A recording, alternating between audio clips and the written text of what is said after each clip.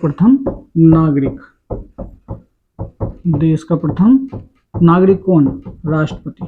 देश का प्रथम नागरिक राष्ट्रपति। तीनों सेनाओं का सर्वोच्च सेनापति,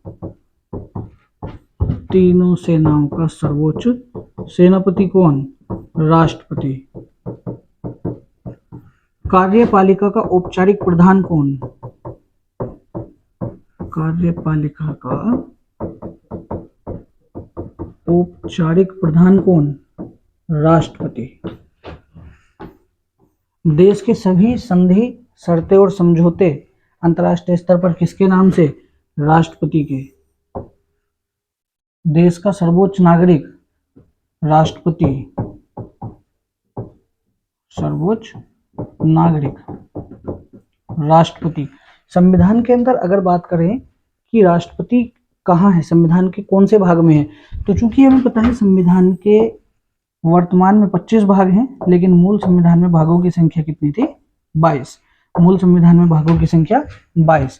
संविधान के भाग 5 में क्या है? संघ सरकार। भाग 5 में क्या है? संघ सरकार। आर्टिकल 52 से आर्टिकल 151 तक। उसी में कौन आता है? राष्ट्रपति। उसी में कौन आएगा? राष्ट्रपति। राष्ट्रपति किसका अंग है? कार्यपालिका का। किसका अंग है? कार्यपालिका का। तो कार्यपालिका की बात करेंगे। कार्यपालिका, कार्यपालिका अभी यहां संघ की कार्यपालिका की बात करेंगे। संघ की कार्यपालिका का क्या क्रम है? सबसे ऊपर स्तर पर, उच्च स्तर पर कौन? राष्ट्रपति। वरीयता क्रम में राष्ट्रपति के बाद कौन? उपराष्ट्रपति। उपराष्ट्रपति के बाद कौन? प्रधानमंत्री। कार्यपालिका के सापेक्ष बात करेंगे तो प्रधानमंत्री के बाद कौन? महान्यायवादी। राष्ट्रपति का पद अगर देखते हैं बच्चों, तो राष्ट्रपति का पद कौन सा आर्टिकल में? 52 में। कौन से आर्टिकल में बच्चे? 52 में। उपराष्ट्रपति का पद 11 जोड़ते चले जाएंगे। उपराष्ट्रपति का पद 63 में, फिर से 11 जोड़ेंगे। प्रधानमंत्री का पद 74 में, और 76 में आपका महान्यायवादी। 76 में कौन? महान्यायवादी। कौन 76 में? महान्यायवादी। कार्यपालिका का जिक्र कहां से कहां तक किया गया? 52 से 78 तक। कहां? 52 से 78 तक। इसके बाद आज राष्ट्रपति के सारे ही आर्टिकल हम लोग ट्रिक के माध्यम से देखने वाले हैं। एक ट्रिक और पूरे का पूरा राष्ट्रपति खल्लास। एक ट्रिक में पूरा राष्ट्रपति आज हम पढ़ लेने वाले हैं। आगे बढ़ते हैं। राष्ट्रपति की बच्चे अगर बात करेंगे तो एक छोटी सी ट्रिक है सारे आर्टिकल याद करने की। पकानी को का द्वयोदशम, इसका मतलब नहीं देखना है, इसका अर्थ नहीं देखना है, केवल ये लाइन याद कर लेनी है और पूरे का पूरा आर्टिकल देखते देखते फिनिश। तो देखते हैं article 52, article 53, article 54, article 55, article 56, article 57, article 58, article 59, article 60, article 61। राष्ट्रपति का जिक्र मोस्टली कहां से कहां तक किया? आर्टिकल 52 से आर्टिकल 61 तक जिक्र हुआ। कहां से कहां तक? आर्टिकल 52 से 61 तक। पूरे का पूरा आर्टिकल निपटा देने का। देखते हैं बच्चों, यहां अगर बात करेंगे सबसे पहले आर्टिकल 52 में पैसे यहां क्या हो जाएगा? पद। क्या हो जाएगा? पद। यानी कि राष्ट्रपति के पद का वर्णन, राष्ट्रपति का पद कौन से आर्टिकल में है? आर्टिकल 52 में। इसके बाद यहां से अगर हम आगे बढ़ेंगे तो राष्ट्रपति के पद आर्टिकल 52 में। आर्टिकल 53 में क्या है? का से कार्यपालिका। का से क्या होगा बच्चों? कार्यपालिका। यानी कि जो संघीय कार्यपालिका है उसका औपचारिक प्रधान कौन? राष्ट्रपति। कौन से आर्टिकल में वर्णित है? 53 में। इसके बाद बात करेंगे आर्टिकल 54 की। तो आर्टिकल 54 में क्या है? राष्ट्रपति का निर्वाचन। आर्टिकल 54 में क्या? राष्ट्रपति का निर्वाचन। इसके बाद आर्टिकल 55, आर्टिकल 55 की आप बात करेंगे तो आर्टिकल 55 में क्या होगा, राष्ट्रपति का कोटा, राष्ट्रपति का कोटा, किसका कोटा, निर्वाचन का कोटा, राष्ट्रपति निर्वाचन का कोटा। उसके बाद आर्टिकल 56 राष्ट्रपति का कार्यकाल, आर्टिकल 56 राष्ट्रपति का कार्यकाल। आर्टिकल 57, आर्टिकल 57 दूसरे क्या होगा, दोबारा, अर्थात पुनर्निर्वाचित, दोबारा से राष्ट्रपति का चुना जाना, यानी कि पुनर्निर्वाचन, राष्ट्रपति का पुनर्निर्वाचन, राष्ट्रपति का पुनर्निर्वाचन।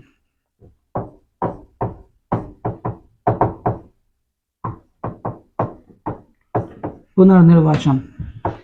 आर्टिकल 58 योग्यता, आर्टिकल 58 योग्यता।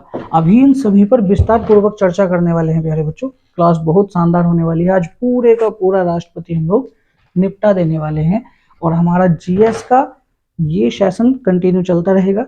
जीएस की ये सीरीज कंटिन्यू चलती रहेगी, जिसमें डेली एक टॉपिक हर शाम 3 बजे, यानी हर शाम से पहले दोपहर बाद 3 बजे एक जीएस का टॉपिक आपको डेली मिलता रहेगा। जीएस की ये संगम एक्सप्रेस सीरीज चलती रहेगी, बहुत ही इंपॉर्टेंट ये सीरीज रहने वाली है आपकी। आर्टिकल 59, आर्टिकल 59 में क्या है, दशा, राष्ट्रपति की दशा यानी शर्तें, राष्ट्रपति की दशा यानी शर्तें, इनको विस्तार से भी अभी हम पढ़ने वाले हैं। इसके बाद आर्टिकल 60, आर्टिकल 60 क्या है बच्चों, शपथ, क्या है आर्टिकल 60, शपथ। आर्टिकल 61 में क्या है, में से महाभियोग, आर्टिकल 61 महाभियोग, क्या है महाभियोग, राष्ट्रपति को उसके पद से हटाने की प्रक्रिया क्या कहलाती है, महाभियोग कहलाती है।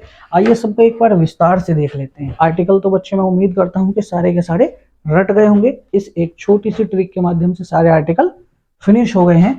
अब इनको जो है थोड़ा सा डिस्क्रिप्शन में हम देख लेने वाले हैं। तो बच्चों सबसे पहले आर्टिकल 52 राष्ट्रपति का पद, राष्ट्रपति के पद का जिक्र, यानी कि भारत का एक राष्ट्रपति होगा, कौन से आर्टिकल में किया गया, आर्टिकल 52 में।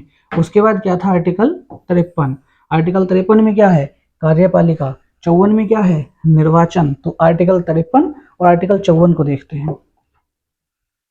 आर्टिकल 53 में क्या, कार्यपालिका, आर्टिकल 53 कार्यपालिका। अब आर्टिकल 53 में क्या है, कार्यपालिका का औपचारिक प्रधान। तो राष्ट्रपति कार्यपालिका का औपचारिक प्रधान होगा, जबकि कार्यपालिका का वास्तविक प्रधान कौन, कार्यपालिका का वास्तविक प्रधान कौन, प्रधानमंत्री, वास्तविक प्रधान कौन, प्रधानमंत्री। कार्यपालिका का शीर्ष क्रम देखते हैं बच्चों, तो संघीय कार्यपालिका का जिक्र संविधान के आर्टिकल 52 से, संविधान के आर्टिकल 52 से कहां तक किया गया, 78 तक किया गया। आर्टिकल 52 से कहां तक किया गया, 78 तक किया गया, जिसमें सबसे पहले आपका आएगा आर्टिकल 52 में कौन, राष्ट्रपति, आर्टिकल 52 में कौन, राष्ट्रपति, प्लस 11 कीजिए, आएगा आर्टिकल 63, 63 में कौन, उपराष्ट्रपति, प्लस 11 कीजिए, क्या आएगा, 74, 74 में कौन, प्रधानमंत्री, प्रधानमंत्री का पद। आर्टिकल 76, आर्टिकल 76, हालांकि आर्टिकल 74 की बात करेंगे तो प्रधानमंत्री व मंत्री परिषद, प्रधानमंत्री व मंत्री परिषद। आर्टिकल 75 का फर्स्ट, आर्टिकल 75 का फर्स्ट।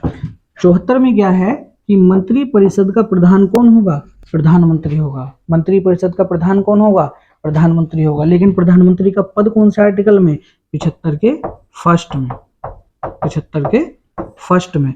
आर्टिकल 76, ये आर्टिकल 76 का भी जो पदाधिकारी है वो भी आपका कार्यपालिका के अंतर्गत आता है। कार्यपालिका का मतलब है देश के अंदर काम करने वाले लोग। कार्यपालिका में कौन आएंगे? देश को चलाने के लिए देश में काम करने वाले लोग आएंगे। तो इसमें क्षेत्र में क्या आएगा बच्चे? क्षेत्र में आएगा आपका महान्यायवादी। कौन आएगा क्षेत्र में? महान्यायवादी आएगा।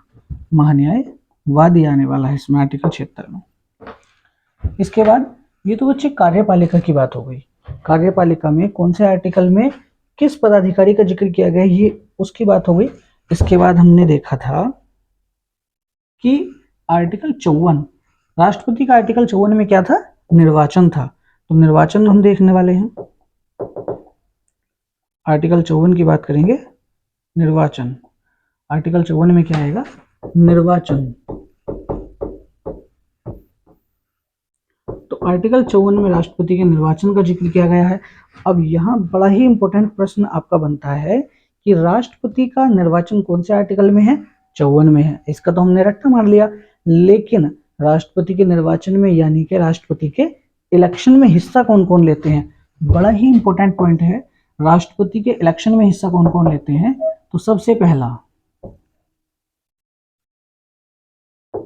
राष्ट्रपति के इलेक्शन में हिस्सा कौन लेगा?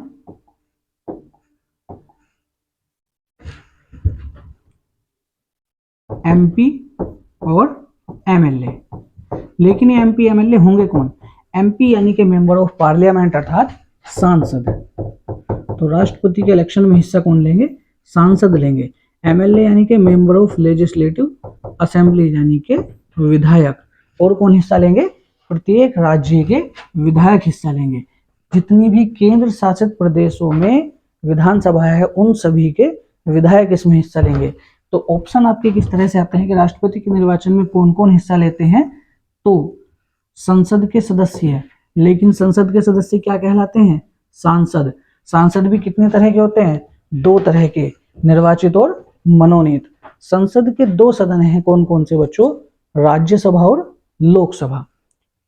राज्यसभा में भी और लोकसभा में भी 2 प्रकार के सदस्य होते हैं, एक मनोनीत और दूसरे निर्वाचित। हालांकि लोकसभा से मनोनयन की जो 2 सीटें थी वो खत्म कर दी गई हैं। अब केवल राज्यसभा में मनोनयन बचा है। मनोनयन का मतलब है अपने मन से व्यक्तियों को चुन लेना। तो राष्ट्रपति क्या करते हैं बच्चे? राज्यसभा में 12 सदस्यों को मनोनीत करते हैं और लोकसभा में 2 सदस्यों को मनोनीत करते थे। लेकिन 2020 में लोकसभा का मनोनयन समाप्त कर दिया गया। अब केवल मनोनयन कहाँ बच जाता है? राज्यसभा में। अगर संसद की बात करेंगे तो, विधायिका की बात करेंगे तो विधानसभा में 1 सदस्य का मनोनयन करते हैं कौन? राज्यपाल। तो अब यहाँ ध्यान से समझिएगा, सांसद और विधायक दोनों में ही 2 प्रकार के सदस्य होते हैं। एक होते हैं निर्वाचित और एक होते हैं मनोनीत। एक निर्वाचित और एक मनोनीत। तो सांसद यानी कि जो संसद के अंदर बैठे हुए हैं, विधायक यानी कि जो राज्य विधान परिषद, जो राज्य विधानसभा के अंदर बैठे हुए हैं। अब इसमें ध्यान से समझिएगा, एमएलए या विधायक कौन होते हैं? जो विधानसभा के अंदर बैठे हुए होते हैं। और भारत के अंदर विधानसभा राज्यों में है और केंद्र शासित प्रदेशों में है। केंद्र शासित प्रदेशों में है। ठीक, तो प्रत्येक राज्य के निर्वाचित यानी कि जनता के द्वारा चुने गए, मनोनीत नहीं, केवल और केवल निर्वाचित, प्रत्येक राज्य की विधानसभा के निर्वाचित सदस्य यानी कि जो निर्वाचित विधायक हैं।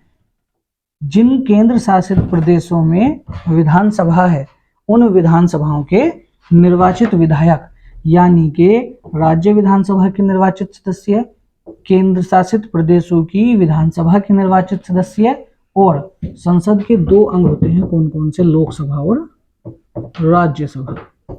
लोकसभा और राज्यसभा। अब लोकसभा और राज्यसभा में भी मनोनीत और निर्वाचित सदस्य होते हैं। तो इनमें भी केवल कौन से लेने हैं? निर्वाचित लेने हैं। तो बच्चों राष्ट्रपति के निर्वाचन की बात कर रहे थे, और ये राष्ट्रपति का निर्वाचन कौन से आर्टिकल में है? आर्टिकल 54 में। कौन से आर्टिकल में? आर्टिकल 54 में।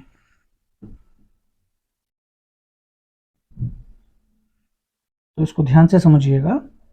आर्टिकल 54 में इसका जिक्र किया गया है, जिसमें इलेक्शन में कौन कौन हिस्सा लेते हैं? लोकसभा और राज्यसभा के निर्वाचित सदस्य, प्रत्येक राज्य की विधानसभा के निर्वाचित सदस्य, केंद्र शासित प्रदेश जिनमें विधानसभा है उसके निर्वाचित सदस्य। इतने व्यक्ति राष्ट्रपति के निर्वाचन में हिस्सा लेते हैं, और राष्ट्रपति का निर्वाचन कौन से आर्टिकल में है?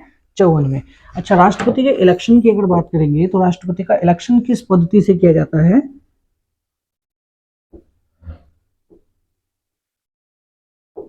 राष्ट्रपति का निर्वाचन कौन सी पद्धति से किया जाएगा? आनुपातिक प्रतिनिधित्व प्रणाली। आनुपातिक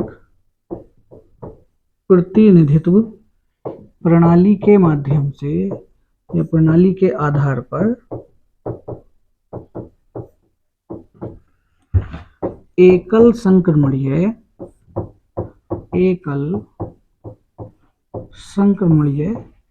मत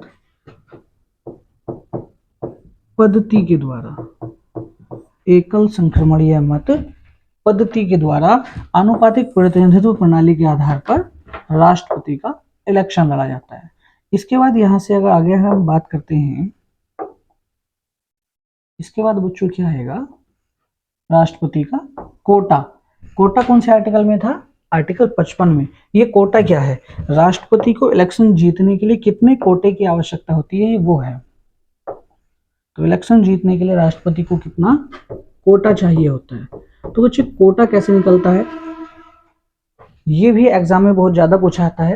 राष्ट्रपति का कोटा कैसे निकलता है? तो कुल वैध मत बटे कुल पद, यानी कि जितने व्यक्ति इलेक्शन में खड़े हुए हैं उनकी संख्या +1 और +1। इस फॉर्मूले से क्या निकलता है? राष्ट्रपति का इलेक्शन का कोटा। तो राष्ट्रपति का कोटा क्या होता है? कुल वैध मत बटे कुल पद +1 और ओवरऑल के साथ +1। ये होता है राष्ट्रपति का कोटा।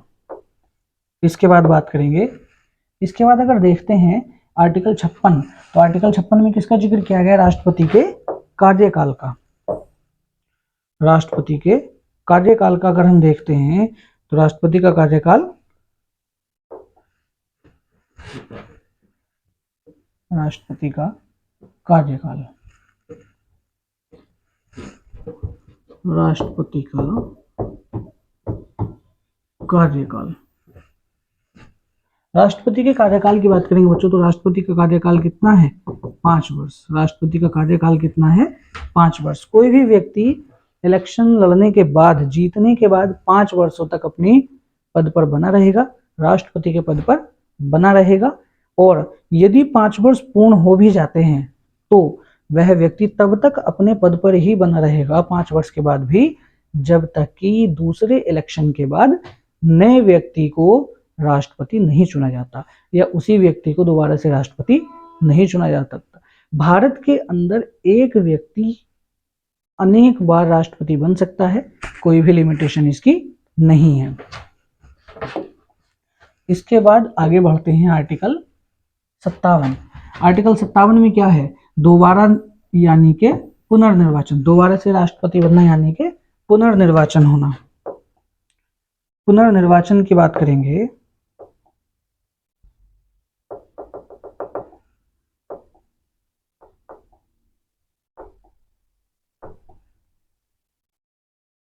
पुनर्निर्वाचन यानी कि राष्ट्रपति का पुनर्निर्वाचन हो सकता है। राष्ट्रपति एक बार फिर से दोबारा चुना जा सकता है। कौन से आर्टिकल के तहत? आर्टिकल 57। आर्टिकल 57 में जिक्र किसका किया गया? पुनर्निर्वाचन का। पुनर्निर्वाचन।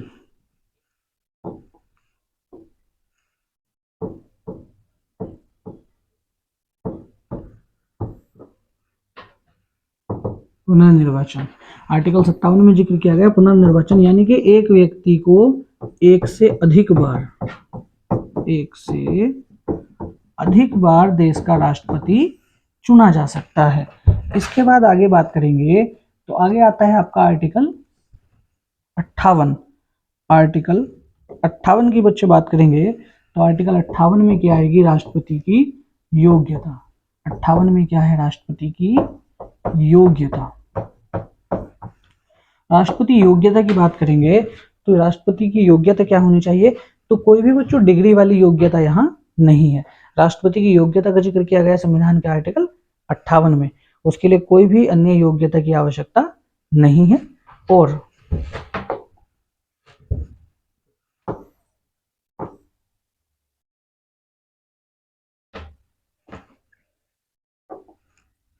अब जो संविधान निर्माता थे, ये चीज कई बार आती है, अधिकांश लोग इस चीज को बोलते हैं कि देश में नेता बनने के लिए कोई भी किसी भी प्रकार की योग्यता नहीं रखी गई। संविधान के अंदर ऐसा कहीं वर्णित नहीं किया गया कि नेता बनने के लिए किसी व्यक्ति को योग्य होना जरूरी है। तो योग्यता का रीजन क्या रहा बच्चों, जिस समय देश आजाद हुआ या उसके बाद संविधान जब लिखने की प्रक्रिया चल रही थी, संविधान लिखने के क्रम में डॉक्टर भीमराव अंबेडकर जी और प्रारूप समिति संविधान का ड्राफ्ट बना रही थी। वही क्या करती थी, चीजों को संविधान के अंदर जोड़ती थी। जो प्रारूप समिति थी जिसके अध्यक्ष थे डॉक्टर भीमराव अंबेडकर जी, उस समय प्रारूप समिति का विचार ये था, या जितने सभी सदस्य उस समय रहे, फाइनली 284 सदस्यों ने संविधान पर सिग्नेचर किए थे, उन सभी सदस्यों का मत यही था कि देश के अंदर उस समय इतनी अधिक योग्यता वाले व्यक्ति नहीं थे कि उनको जो है बड़ी से बड़ी कोई योग्यता निकाल के उस व्यक्ति को राष्ट्रपति के पद पर बैठाया जाए। अब अगर राष्ट्रपति बनाना है, देश का सर्वोच्च नागरिक है, सर्वोच्च नागरिक को चुनने के लिए अगर हम योग्यता रखते हैं तो हाईएस्ट योग्यता रखनी पड़ेगी।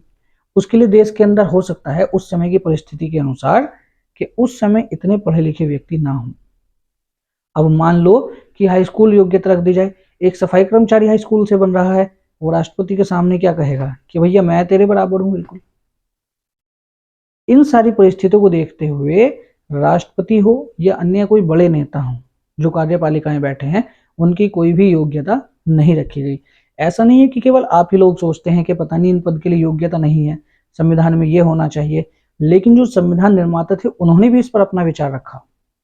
इन सारी चीजों को सोचते हुए उस समय पर समाज के अंदर जैसे दलित व्यक्ति या खास करके महिलाएं, जिनको पढ़ने के लिए बाहर नहीं भेजा जाता था, वो उच्च शिक्षाएं ग्रहण नहीं करती थी। उस समय का माहौल ऐसा था, अंग्रेजों से अभी अभी छूटे थे, पढ़ने नहीं देते थे वो भारतीयों को, बड़े स्तर के शिक्षा ग्रहण नहीं करने देते थे भारतीयों को।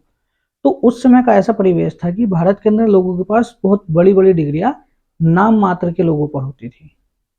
ऐसी परिस्थिति में क्या था कि इलेक्शन लड़ने के लिए फिर आम आदमी आगे नहीं आ पाता।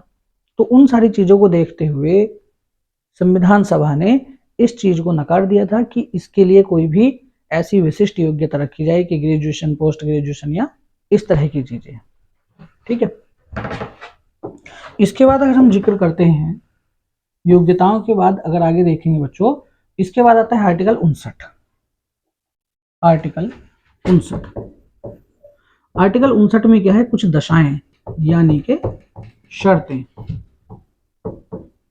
कुछ दशाएं यानी शर्तें, यानी कि किन शर्तों के तहत ही व्यक्ति को राष्ट्रपति बनाया जा सकता है। हाँ, राष्ट्रपति की योग्यता की हमने बात की थी, तो योग्य राष्ट्रपति, कौन व्यक्ति राष्ट्रपति पद के योग्य होगा, जो भारत का नागरिक हो, भारत का नागरिक हो, पागल या दिवालिया ना हो, पागल या दिवालिया ना हो। दिवालिया का मतलब क्या है कि एक ऐसा व्यक्ति जिसने इतना कर्ज ले लिया हो, जो अपना सब कुछ बेच दे लेकिन फिर भी अपना कर्ज ना चुका पाए, और वो कर्ज कैसा हो, सरकारी, वो अपना सरकारी कर्ज ना चुका पाए, तब उस व्यक्ति को दिवालिया घोषित कर दिया जाता है। और ध्यान रखना, जिस व्यक्ति को सरकार दिवालिया घोषित कर देती है उसकी भारत की नागरिकता निरस्त कर दी जाती है। ठीक है बच्चों, उसकी भारत की नागरिकता भी निरस्त कर दी जाती है। तो वो व्यक्ति भारत का नागरिक होना चाहिए, पागल या दिवालिया नहीं होना चाहिए, 35 वर्ष की आयु पूरी कर चुका होना चाहिए, लाभ का पद धारण ना करता हो, यानी कि सरकारी नौकरी पर ना हो, अगर एक सफाई कर्मचारी भी है तो वो भी लाभ का पद है। अगर कोई व्यक्ति एक सफाई कर्मचारी है तो वो राष्ट्रपति का इलेक्शन नहीं लड़ेगा जब तक कि उसको इस्तीफा न दिला दिया जाए उसके पद से, तब तक वो लाभ का पद रहेगा। जो भी सरकारी अनुदान आप प्राप्त कर रहे हैं सरकारी नौकरी से, वो लाभ का पद कहलाता है। तो लाभ के पद पर व्यक्ति नहीं होना चाहिए, पागल या दिवालिया नहीं होना चाहिए, भारत का नागरिक होना चाहिए, 35 वर्ष की आयु पूरी कर चुका होना चाहिए और लोकसभा का सदस्य चुने जाने के योग्य होना चाहिए। सदस्य होना नहीं चाहिए, चुने जाने के योग्य होना चाहिए, चुने जाने के योग्य होना चाहिए। तो ये सारी चीजें जो हैं, ये 5 कंडीशंस हैं आपकी राष्ट्रपति के योग्यता की। तो ये योग्यताएं राष्ट्रपति के लिए होनी चाहिए बच्चे। इसके बाद हमने देखा था क्या, आर्टिकल 59 में कुछ दशाएं या शर्तें। वो शर्तें क्या थी कि राष्ट्रपति बनने के लिए 50 प्रस्तावक और 50 अनुमोदक होने आवश्यक है। 50 प्रस्तावक और 50 व्यक्ति अनुमोदक चाहिए, तभी आप राष्ट्रपति के लिए नॉमिनेशन कर सकते हैं, राष्ट्रपति का नॉमिनेशन भर सकते हैं। जो व्यक्ति राष्ट्रपति का नॉमिनेशन भरेगा उसकी राष्ट्रपति के लिए फीस क्या होगी। जैसे इलेक्शन लड़ने के लिए पर्चा भरा जाता है, नामांकन होता है, तो उसके लिए एक फीस लगती है। तो राष्ट्रपति बनने के लिए, राष्ट्रपति के लिए नामांकन करने के लिए फीस कितनी है बच्चों? 15,000 रुपये। राष्ट्रपति की जमानत राशि कितनी है? 15,000 रुपये।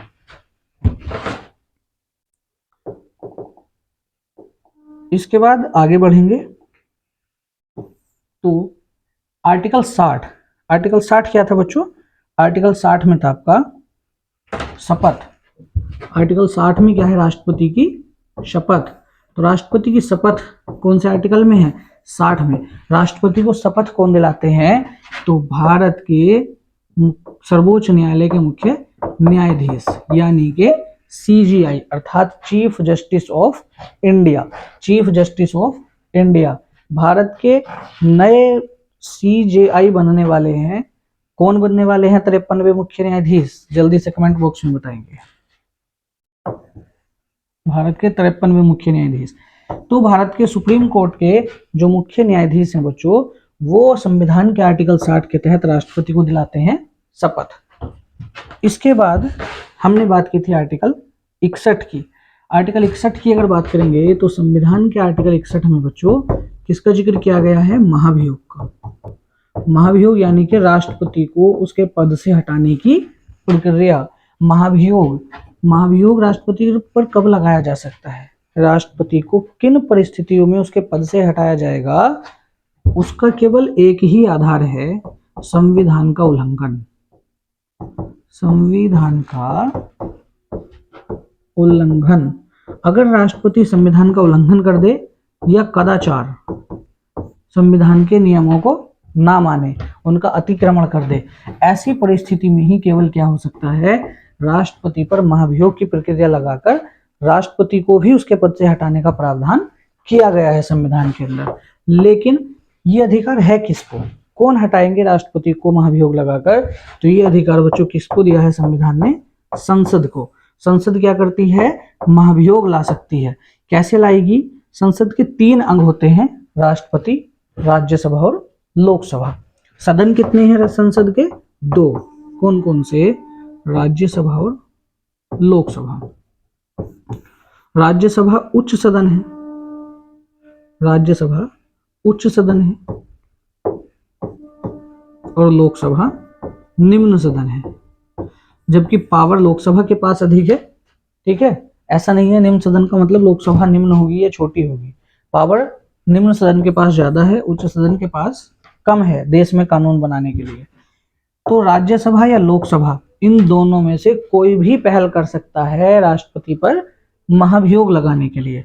राष्ट्रपति पर महाभियोग लगेगा कब? जब राष्ट्रपति संविधान का उल्लंघन कर दे या संविधान के प्रति कदाचार प्रदर्शित करे, अर्थात संविधान में अपना विश्वास खो दे या संविधान का उल्लंघन करे। ऐसी परिस्थिति में राष्ट्रपति को उसके पद से हटाने के लिए क्या किया जा सकता है? महाभियोग लाया जा सकता है। और महाभियोग लाएंगे कौन? राज्यसभा या लोकसभा में से कोई एक। लेकिन पास दोनों को करना पड़ता है, पारित दोनों को करना पड़ता है। जो सदन भी महाभियोग लाएगा वो सदन के 1/4 सदस्यों के साइन से महाभियोग लाने की प्रक्रिया शुरू करेगा। जब तक 1/4 सदस्य सहमत नहीं होंगे महाभियोग लाने के लिए, तब तक महाभियोग नहीं लाया जा सकता। अब महाभियोग ले आए, अब वो विषय लिखा जाएगा किस विषय पर महाभियोग लाए। अब अगर राष्ट्रपति को हटाने के लिए महाभियोग लाया जा रहा है तो इसकी सूचना राष्ट्रपति को देनी पड़ती है कितने दिन पहले? 14 दिन पहले। राष्ट्रपति को 14 दिन पहले महाभियोग की सूचना देनी पड़ेगी कि आपने संविधान का उल्लंघन किया, इसलिए आपके प्रति महाभियोग लाकर आपको पद से हटाया जा रहा है। ठीक है, ताकि वो अपने बचाव में अपना स्पष्टीकरण दे और अपने हित की बात रखे। हो सकता है कि संसद सदस्य उसको गलत समझ रहे हो, तो अपने स्पष्टीकरण के लिए उसको 14 दिन पहले सूचना देनी पड़ती है। राज्यसभा की बात करेंगे, चाहे लोकसभा की बात कर लो, दोनों में से कोई भी सदन जो है महाभियोग की प्रक्रिया प्रारंभ कर सकता है। जो भी प्रक्रिया प्रारंभ करेगा दोनों सदनों में से, उसको 1/4 सदस्यों के सिग्नेचर के साथ महाभियोग लाना पड़ता है। उसके बाद अपने उसी सदन में, जो भी सदन महाभियोग ला रहा है, उस सदन में महाभियोग को लाकर उसके 2/3 सदस्यों से, यानी के विशेष बहुमत से महाभियोग पास कराना पड़ेगा। वो महाभियोग जब उस सदन से पास हो जाएगा तो उस महाभियोग को, उस पास होने वाले महाभियोग को, जो विशेष बहुमत से एक सदन से पास हो चुका था, उसको दूसरे सदन में भेजा जाएगा। अगर प्रक्रिया राज्यसभा ने प्रारंभ की तो उसको लोकसभा में भेजा जाएगा, प्रक्रिया लोकसभा ने प्रारंभ की थी तो उसको राज्यसभा में भेजा जाएगा। अब दूसरा सदन जो है उस पर मत नहीं डालता, बल्कि उस पर क्या करता है? उसकी जांच करता है। महाभियोग की क्या करता है? जांच। दूसरा सदन क्या करेगा? राष्ट्रपति के खिलाफ लाए गए किसी पहले सदन ने जो महाभियोग लाया था, उस महाभियोग की वो जांच करेगा। अगर राष्ट्रपति जांच में दोषी पाया जाता है, तब जो दूसरा सदन है, अगर उसके द्वारा राष्ट्रपति महाभियोग में दोषी पाए जाते हैं, तब ऐसी परिस्थिति में राष्ट्रपति पर महाभियोग सिद्ध हो जाता है। और जिस दिन राष्ट्रपति पर महाभियोग सिद्ध हो गया, जिस समय राष्ट्रपति पर महाभियोग सिद्ध हो गया, उसी समय से राष्ट्रपति उसके पद से रिक्त कर दिए जाते हैं, रिक्त मान लिए जाते हैं। तो ये आज हमने संक्षेप में राष्ट्रपति का विवरण पढ़ा। इसकी जो पीडीएफ है बच्चों, वो आपको हमारे टेलीग्राम चैनल पर मिल जाएगी। इसकी पीडीएफ आपको हमारे टेलीग्राम चैनल पर मिल जाएगी बच्चों।